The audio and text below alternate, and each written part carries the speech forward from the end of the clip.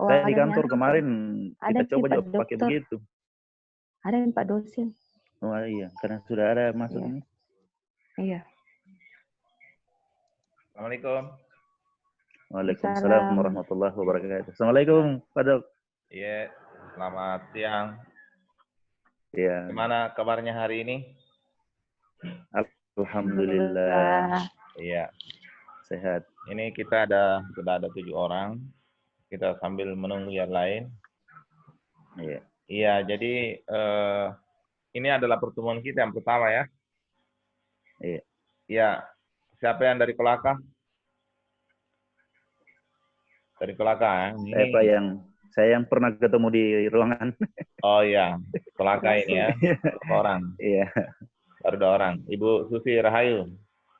Tugas di mana Ibu? Utara juga, Pak. Tugas di mana? Kolaka Utara. Tugas di mana? Puskesmas, Pak.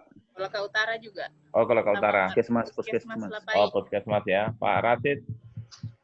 Pak Rasid. Saya Kolaka Utara. Sementara Oh, yang kita beralih dari ketemu hari ya, Puskesmas. Rasid ya? Ah? Iya. Mohon maaf, saya dulu.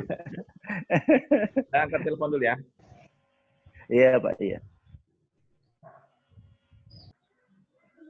Nah, kita masuk ke materi metode kuantitatif ya, di mana ada 2 materi yang akan saya sampaikan nanti ya. Yang pertama adalah metode dengan menggunakan alat analisis regresi, dan yang kedua adalah metode dengan menggunakan alat analisis SCAM ya. Mudah-mudahan berjalan dengan baik. 2 alat analisis ini bisa kita laksanakan dengan baik ya. Teman-teman sekalian, untuk regresi linear ini sebenarnya adalah alat yang bisa kita gunakan untuk melihat pengaruh antar variabel. Jadi sebagai contoh, mungkin kita sering menemui sesuatu masalah, kemudian masalah itu ada penyebabnya.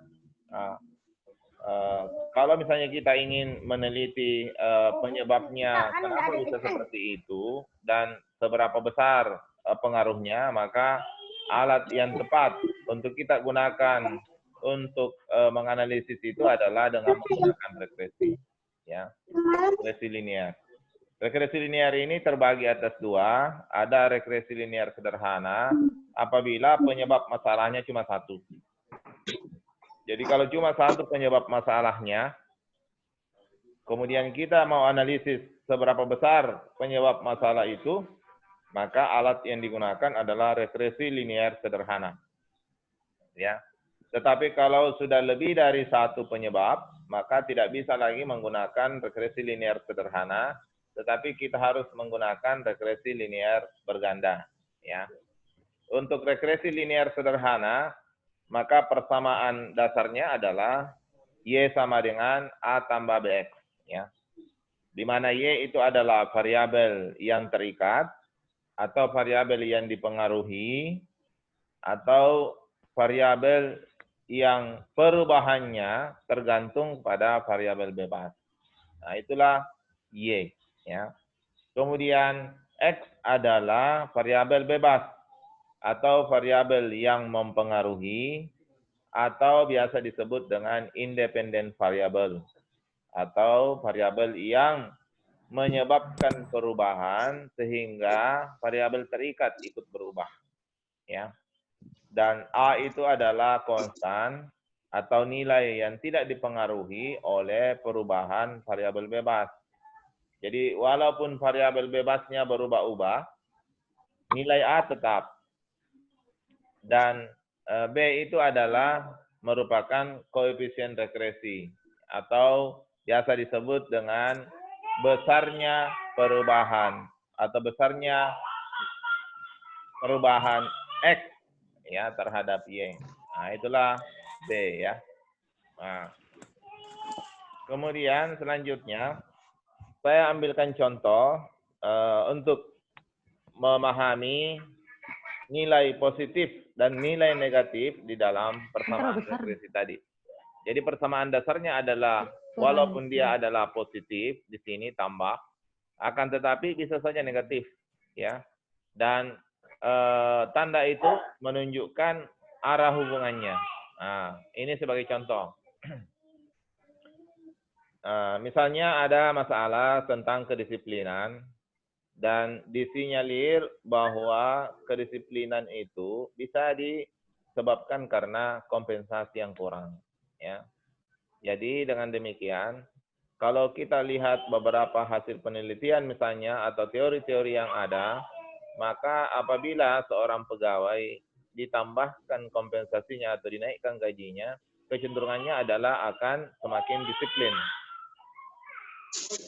Kecenderungannya adalah akan semakin disiplin. Jadi dengan demikian, hubungan ini disebut dengan hubungan positif, ya. Jadi apabila kompensasi ditingkatkan, maka kedisiplinan akan bertambah, hubungan positif searah, ya. Atau sebaliknya, kalau kompensasinya dikurangi, maka kedisiplinannya juga akan menurun. Ini juga searah, ya.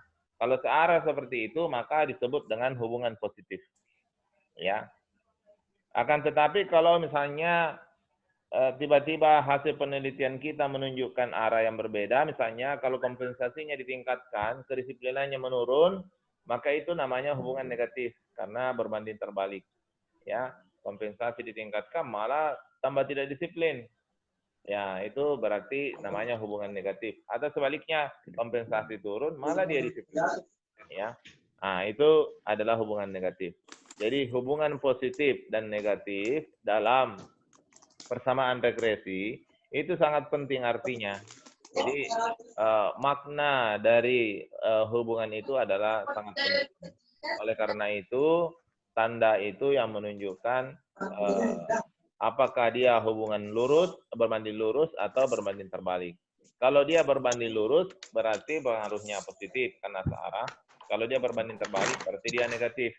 Ya, dengan demikian dari arah hubungan tersebut baru kita bisa memberikan solusi terhadap permasalahan tersebut. Jadi penting arti dari positif atau negatif tersebut. Lanjut. Untuk melihat ya atau untuk mencari nilai A dan B, maka rumus yang digunakan seperti ini. Ada 3 pendekatan rumus. Ya, pendekatan pertama adalah dengan menggunakan rumus ini, dan pendekatan kedua adalah dengan menggunakan rumus matriks. Ya, keduanya bisa digunakan. Ada pertanyaan, kapan digunakan rumus pertama dan kapan digunakan rumus kedua? Ya, kalau masih sebatas regresi linear sederhana, mungkin bagusnya menggunakan rumus 1. Ya. Tetapi kalau sudah menggunakan regresi linear berganda, bagusnya menggunakan rumus 2. Nah, seperti itu kira-kira ya. Nah, kemudian selain dari 2 rumus ini, juga ada rumus ketiga. Nah, itu sebenarnya penjabaran dari rumus pertama tadi. Ya, kita cari dulu nilai B-nya, kemudian kita cari nilai A dari rata-rata Y dengan rata-rata B. Jadi Y bar dan X bar, ya. Nah, kalau pendekatan matriks, namanya ada, nanti kita menghitung namanya determinan, ya. Determinan A, determinan A0, determinan A1, ya. Kemudian ada nilai dari nilai dari A ini kita bisa ubah menjadi A0 dan A1. Ya. Untuk lebih lengkapnya, teman-teman bisa nanti melihat di channel YouTube saya. Banyak saya sudah mengajarkan materi ini. Kalau misalnya dirasa tidak lengkap di sini, bisa mencari di kelas-kelas lain yang mungkin ada saling melengkapi di antara pembahasannya, ya. Jadi teman-teman bisa melihat nanti. Jangan khawatir dengan rumus-rumus ini, karena rumus-rumus ini memudahkan kita untuk mendapatkan jawaban. Jadi nanti mudah saja, ya. Hal yang terpenting di sini adalah bagaimana kita mencari nilai-nilai tersebut supaya kita paham. Karena sebenarnya selain dari menggunakan metode manual ini, perhitungan manual ini, juga sebenarnya ada softwarenya. Jadi softwarenya nanti lebih mudah. Ya, nanti saya akan peragakan sebentar, mudah-mudahan ada waktu 40 menit kedua ya, supaya bisa kita laksanakan dengan baik ya. Oke. Nah, ini sebagai contoh soal